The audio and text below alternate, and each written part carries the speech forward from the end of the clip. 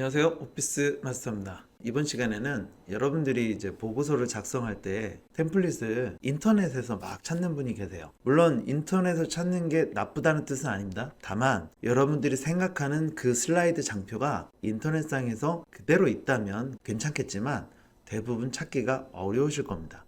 막상 비슷한 걸 찾더라도 내가 생각한 표현대로 적용하기가 어려운 경우가 생각보다 많을 거예요.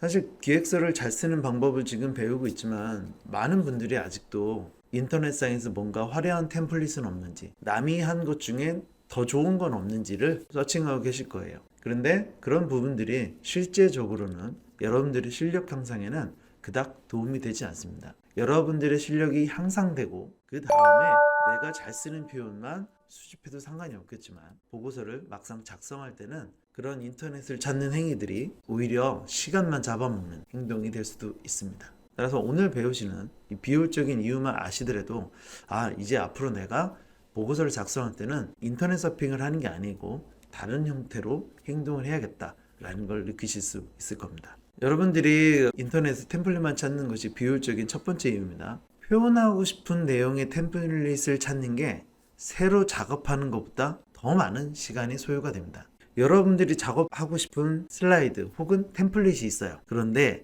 그거를 찾는 것보다 그 템플릿을 원하는 수준으로 커스터마이징 하는 게 훨씬 더 많은 시간이 소요가 됩니다. 여러분들 한번 구글이나 네이버나 이런 채널에서 파워포인트 슬라이드 이런 것들을 한번 검색을 해보시면요, 정말 화려한 템플릿이 나옵니다. 그런데 여러분들이 한번 보시면 내가 정말 실무적으로 사용할 수 있는 템플릿이 얼마나 되나요? 그 화려한 색감, 그 화려한 도식화, 그 화려한 느낌을 그대로 여러분들 직장에서 사용하실 수 있나요? 혹은 그 텍스트를 그대로 사용하실 수 있나요? 제가 볼 때는 많지 않을 거라고 봅니다. 특히 웹상에서 나와 있는 대부분의 파워포인트 템플릿들은 비즈니스 실무에서 쓰는 용도보다는 대부분 회사 속에서 IR 등과 같이 불특정 다수에게 프레젠테이션을 하는 용으로 많이 만들어진 경우가 많습니다. 그러다 보니까 어떤 때는 좀 딱딱하고 어쩔 때는 좀 드라이해 보이는 그런 보고서 형태의 파워포인트보다는 대부분 시각적으로 맞춰진 경우가 상당히 많아요. 그러니까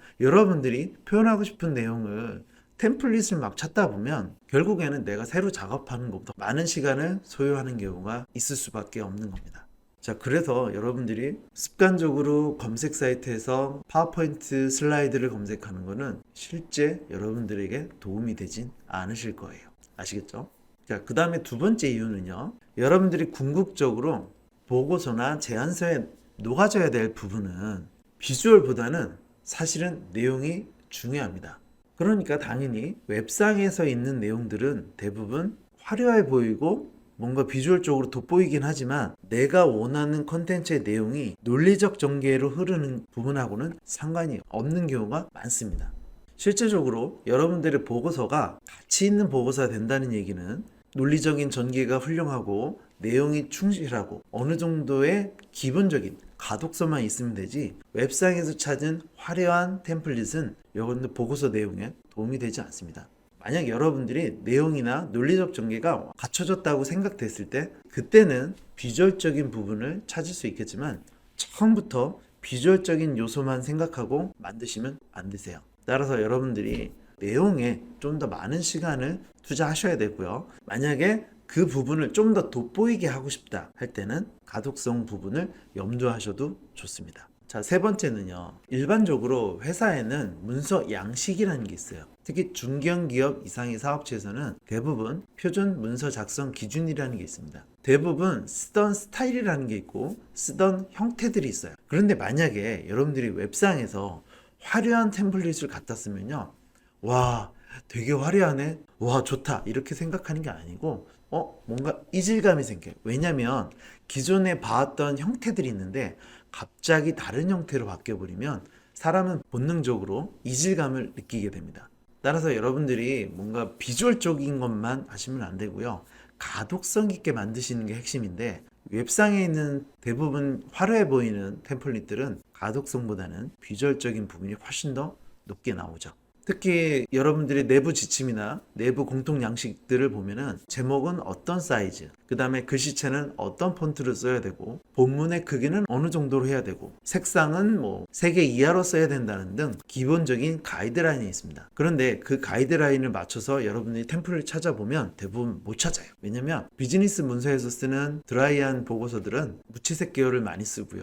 그래서 여러분들이 웹상에서 템플릿을 찾는 게 실제 여러분들의 보고서에는 그닥 도움이 안 되실 거예요. 그래서 오늘은 인터넷에서 여러분들이 템플릿을 찾는 것이 비효율적인 부분에 대해서 3가지 이유를 설명드렸습니다. 자, 오늘 설명드린 이 3가지를 잘 이해하시고요.